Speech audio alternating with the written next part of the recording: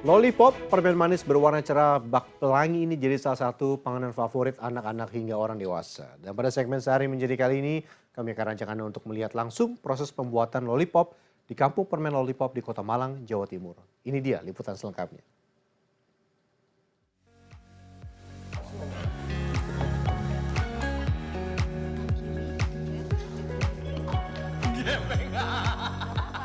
Dan selamat datang pemirsa di segmen Sehari Menjadi. Hari ini kita akan belajar bikin salah satu jajanan yang juga termasuk legend, termasuk makanan zaman dulu, apalagi kalau bukan lollipop. Selengkapnya di segmen Sehari Menjadi kali ini. Pernahkah Anda bertanya-tanya bagaimana butiran-butiran gula bisa berubah menjadi permen lollipop yang manis dan memanjakan mata? Sederhananya, gula pasir dimasak bersama glukosa cair dan ditarik-tarik hingga membentuk benang-benang gula yang kental dan elastis. Terdengar sederhana ya, tapi nyatanya ada berbagai langkah yang tidak boleh keliru. Bisa-bisa permen lollipop Anda gagal. Di Kelurahan Lesan Puro, Kecamatan Kedung Kandang, Kota Malang, Jawa Timur, ada belasan kelompok masyarakat yang menggantungkan hidup dari permen manis warna-warni ini selama puluhan tahun. Untuk membuat lollipop, pertama masak gula pasir hingga mencair.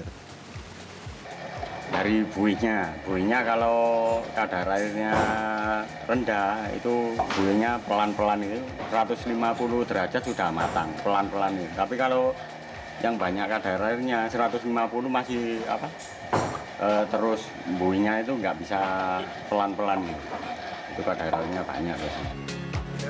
Gula rafinasi atau gula kristal putih adalah gula mentah yang telah mengalami proses pemurnian untuk menghilangkan zat berwarna coklat, sehingga gula rafinasi berwarna lebih putih.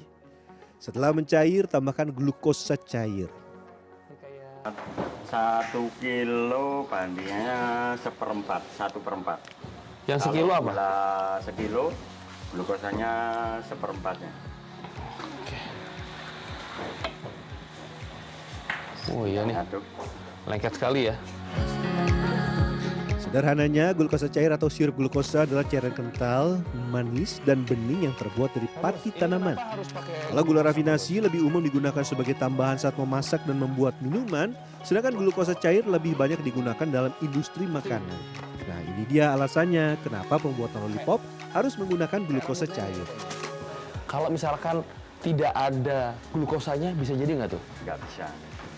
Ya tetap gulanya kalau dimasak nanti dituangin itu langsung dinginnya langsung kristal lagi, bentuk gula kayak semula. Ya tetap kristal jadi gula, bukan jadi permen yang lembek gitu kalau nggak pakai glukosa. Sesekali aduk adonan gula dan cek tingkat kematangannya. Memang kalau kelebihan atau kekurangan dari matang kenapa tuh? Resikonya permen lembek kalau kekurangan. Lembek ke warna juga pudar. Tapi kalau kematangan misalkan, kelamaan, overcook lah. Overcook nggak apa-apa, lebih bagus. Lebih mengkilap permen. Lebih mengkilap. Adonan lollipop akan matang saat mencapai suhu setidaknya 150 derajat Celcius. Pada titik ini, gelembung-gelembung udara dalam adonan akan mulai berkurang dan cairan gula mengental. Setelah itu, pindahkan adonan ke wadah stainless steel. Di sini adonan akan dibagi menjadi beberapa bagian. Setiap bagian akan diberi warna dasar yang berbeda, yaitu merah, kuning, dan biru. Yang ini kasih kuning. Kan jadinya oranye nanti. Merah, kuning jadinya oranye. Ini warna biru. Yang ini merahnya agak sedikit setengah lah perkiraan. Ini nanti jadinya navy. Navy. Ya, yang ini birunya dikit jadinya ungu nanti. Ungu, navy. Warna-warna ini seperti palet seorang pelukis yang nantinya akan dicampur untuk menciptakan beragam warna baru yang cantik. Ada 7 warna yang digunakan hari ini: hijau, biru, navy, ungu, merah, oranye, dan kuning. Lanjut, kita siapkan adonan utama lollipop. Usahakan lollipop tidak terlalu panas sebelum ditarik, karena kalau masih terlalu panas, adonan tidak akan menempel pada mesin penarik. Nah, tadi kan udah dibikin yang warna-warna. Nah, ini Nunggu agak keras, terus ditarik ke sini. Dikembangkan. Iya. Oh, berarti memang ini warnanya yang bening ya? Iya, ini yang bening. Nanti kalau sudah ditarik jadi putih warnanya. Nah, tipsnya bisa menggunakan air di bagian bawah stainless steel untuk mempercepat proses penurunan suhu. Setelah itu tarik adonan yang masih hangat dengan bantuan mesin. Adonan dasar berwarna putih polos dipilih sebagai fondasi untuk menciptakan warna lollipop yang beragam. Sebab warna putih akan menjadi latar belakang yang kontras dengan warna lain.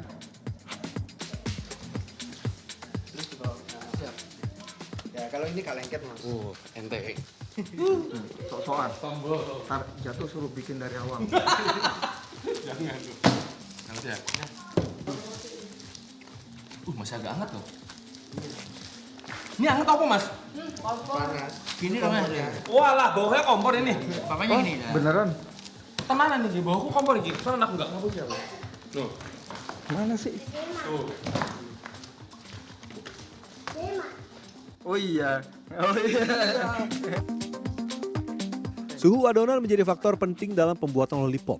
Terkadang adonan pada suhu ruang diperlukan untuk mencapai tekstur tertentu. Namun seringkali adonan harus kembali dipanaskan agar bisa dibentuk dan dicetak.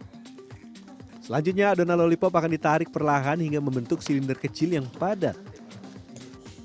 Putar juga bahan gula yang masih panas untuk menciptakan pola spiral yang cantik pada lapisan terluar permen lollipop. Ini gini. Ini warna tuh jadi cantik banget karena begitu digulung tuh set. Jadi warnanya tuh ada beragam. Ada 7 tadi ya? Iya, ada 7. 7 warna. Oh. Rasa nostalgia dengan zaman sekolah. Ini kira-kira segini. Benar? Segini, Mas. Oh, Kan iya. ini agak kecil tariknya. Kecil. Amin. Lollipop yang berbentuk bulat, love atau spiral menggunakan metode yang sama. Bedanya kalau bentuk bulat dan love dicetak seperti ini. Pencet, pencet ya, pakai tangan kiri, pencet pakai tangan kiri, terus ambil ini sticknya, terus ditusuk. Tapi pas barengan sambil tekan gini. Iya. Sudah itu. Coba ini. Gepeng.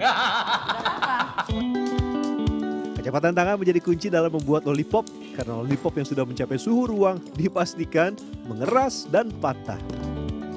Setelah beberapa kali gagal, akhirnya bisa juga.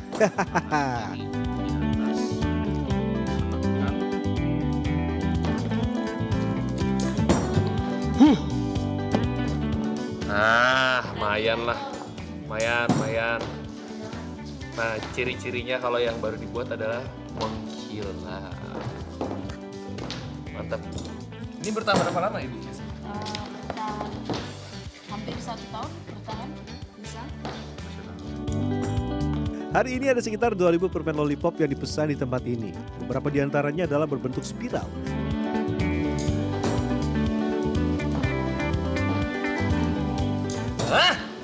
Mantap, jadi lagi udah mulai dapat celahnya. Walaupun agak banyak olahraga, tapi jadi. Selama proses pembentukan lollipop, seringkali terdapat sisa adonan yang tidak dapat dibentuk, terutama pada bagian belakang. Nah, sisa adonan ini masih dapat diuleni kembali dan digunakan untuk membuat lollipop baru.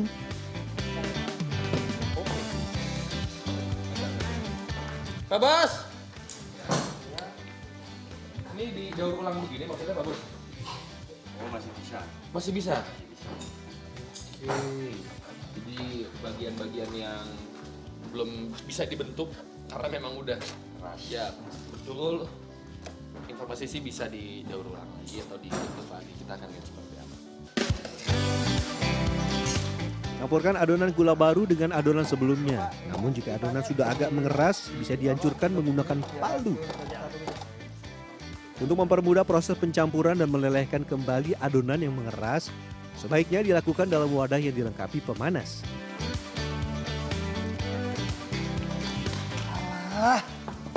Panas! Oh, hah?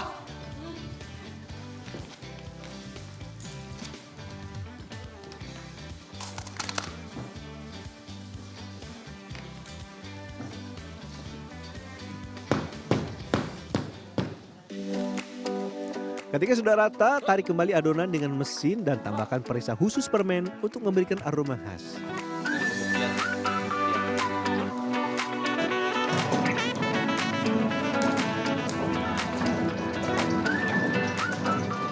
Ini apa Pak Bos? Perasaan pengharum. Pengharum? Ya. Dan ini wanginya apa? Oh, melon. Ya. Boleh dipakai? Boleh. Lagi? Cukup? Kebanyakan nggak Pak? Enggak. Dia mempengaruhi rasa nggak sih Pak? Aroma. Melon. Setelah itu adonan ditarik-tarik lagi, dicetak lalu dikemas. Produk akhir berupa permen lollipop di tempat ini dijual dengan harga terjangkau. Mulai dari Rp7.500 untuk kemasan kecil berisi 20 buah lollipop hingga Rp4.500 untuk lollipop besar berukuran 12 cm. Ya, sering sih buat oleh-oleh buat saudara gitu, temen. Paling banyak itu yang model apa yang disukai? Yang agak kecil, modelnya bulat, love itu yang paling sering. Tapi yang kecil? Ya. Di antara berbagai bentuk yang dihasilkan, bentuk bulat dengan warna-warna cerah berhasil menarik perhatian saya karena desain yang sederhana namun mengundang nostalgia. Rasanya seperti gulali pada umumnya. Kalau mau dengan rasa yang berbeda ya tinggal dikasih perisa ketika sedang proses pengadukan. Tapi ini hanya menggunakan pewangi atau aroma melon. Kalau rasanya ya seperti makan gulali pada umumnya. Bedanya ini masih hangat, baru matang.